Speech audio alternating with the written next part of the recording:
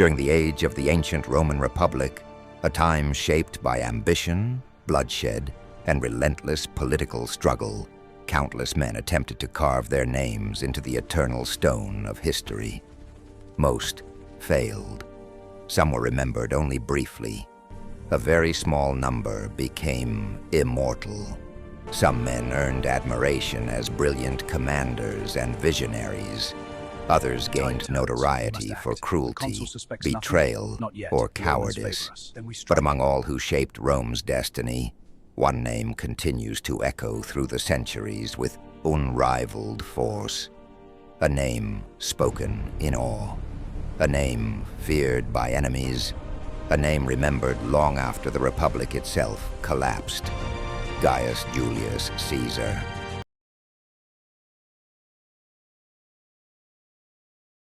Julius Caesar was born on July 13th, 100 BC, into the ancient Julian family, a noble lineage that claimed descent from the goddess Venus herself. Though aristocratic by blood, the family was no longer wealthy nor politically dominant. Rome, at the time, was a city in turmoil. Tradition clashed with ambition. Law battled brute force, and young Julius Caesar was born into a world where survival demanded strength, intelligence, and audacity. From childhood, Caesar displayed unusual confidence. He was energetic, sharp-witted, and adventurous. He did not fear danger. He sought it. But his youth was cut short. At just 16 years old, Caesar's father died suddenly. Overnight, Julius became the head of his household. Responsibility replaced innocence, and ambition began to harden into resolve.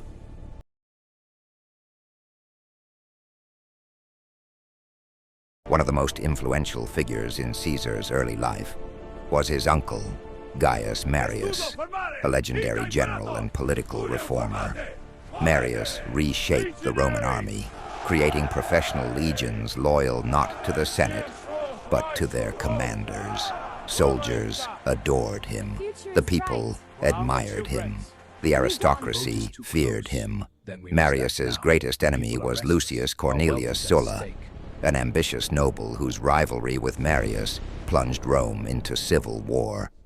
During this chaos, Julius Caesar married Cornelia, daughter of Cornelius Cinna, a powerful ally of Marius. Together they had a daughter, Julia. When Marius died and Sulla seized power, Rome descended into terror. Sulla named himself Dictator and executed his enemies without mercy. Caesar was ordered to divorce Cornelia. He refused. That single act of defiance nearly cost him his life.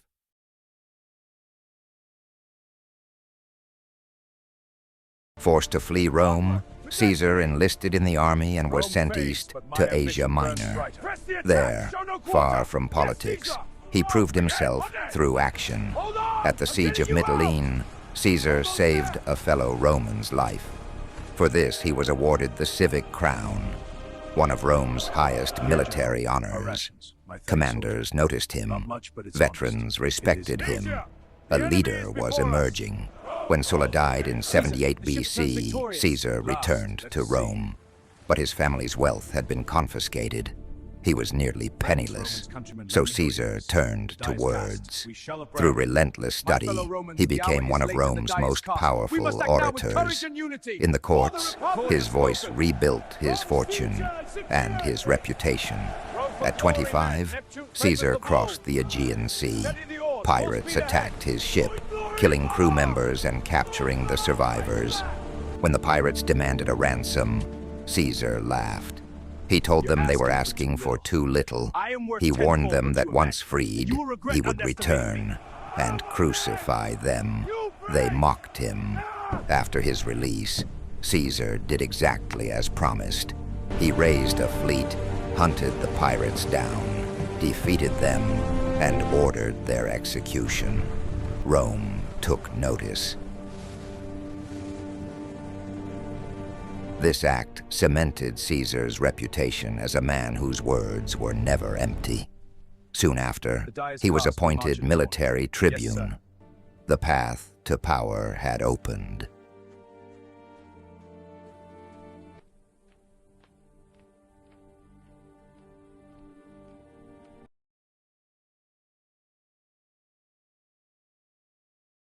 Caesar entered the Senate in 69 BC.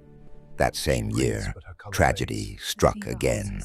His wife Cornelia died in childbirth, along with their child. Soon after, Caesar was sent to govern Spain. There, he encountered a statue of Alexander the Great. Standing before it, Caesar wept.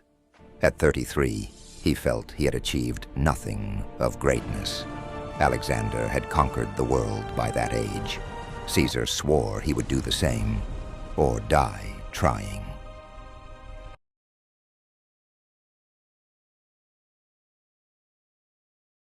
Back in Rome, Caesar sought the position of Pontifex Maximus.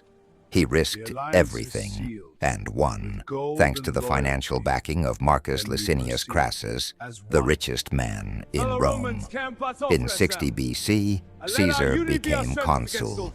He married Calpurnia and formed a political alliance with Crassus and Pompey the Great.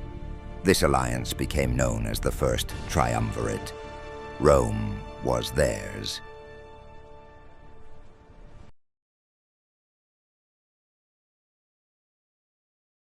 In 58 BC, Caesar marched into Gaul with 4 legions. Gaul was a vast and dangerous land, inhabited by fierce Celtic tribes. Through diplomacy, intimidation, and relentless warfare, Caesar began his campaign. He defeated the Helvetii, who attempted a massive migration across Roman-controlled land. Despite being vastly outnumbered, Roman discipline prevailed. Entire tribes were defeated, displaced, or enslaved. Caesar then turned his attention to the Germanic tribes. He crushed the Suebi and pushed Rome's borders further than ever before. Over the years, Caesar established alliances when possible and destroyed resistance when necessary. In 55 BC, Caesar crossed the sea to Britain, a land unknown to Rome. The first attempt ended in disaster. Yet Caesar did not abandon the idea. In 54 BC, he returned with greater force. Though Britain was never fully conquered, Caesar's reputation grew, but Gaul had not yet submitted. A charismatic leader named Vercingetorix united the tribes. He ordered villages burned and crops destroyed to starve the Romans. Caesar pursued relentlessly, despite hunger and exhaustion. The conflict culminated at the fortified city of Alazia. Rather than storm the city, Caesar encircled it. He built 2 massive walls, one facing inward, one outward. One trapped the enemy inside, the other prepared for an incoming relief army. When the Gallic relief force arrived, Caesar fought on 2 fronts. Against overwhelming odds, the Roman legions prevailed. Vercingetorix surrendered. Gaul was conquered.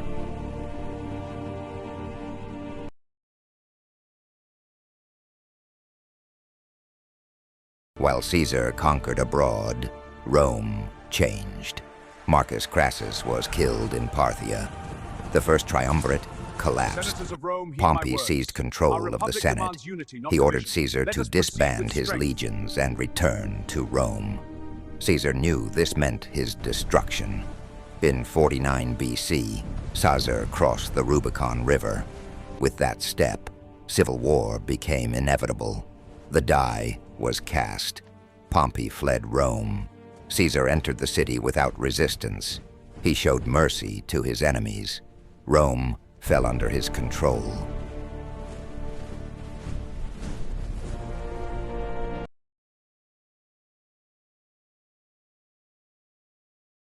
Pompey gathered his forces in Greece, determined to crush Caesar once and for all. In 48 BC, the 2 armies met at Pharsalus. Pompey outnumbered Caesar nearly 2 to 1. Yet Caesar trusted discipline over numbers. The battle was swift and decisive. Pompey's forces broke and fled. Pompey escaped to Egypt, but he would never reach safety. Upon arrival, he was betrayed and murdered. When Caesar arrived, he was presented with Pompey's severed head. He wept. Pompey had once been his ally. Egypt itself was in turmoil. Two siblings, Ptolemy XIII and Cleopatra, fought for the throne. Cleopatra sought Caesar's support. She met him in secret. Their alliance was immediate. Together, they defeated Ptolemy's forces. Cleopatra was crowned Queen of Egypt. Caesar lingered in Egypt far longer than Rome expected. He eventually returned to Rome victorious.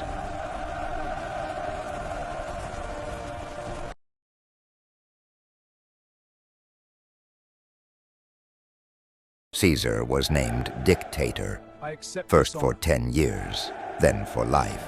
He enacted sweeping reforms. He centralized power. Some saw stability, others saw tyranny. Rumors spread that Caesar intended to crown himself king. A group of senators conspired to stop him.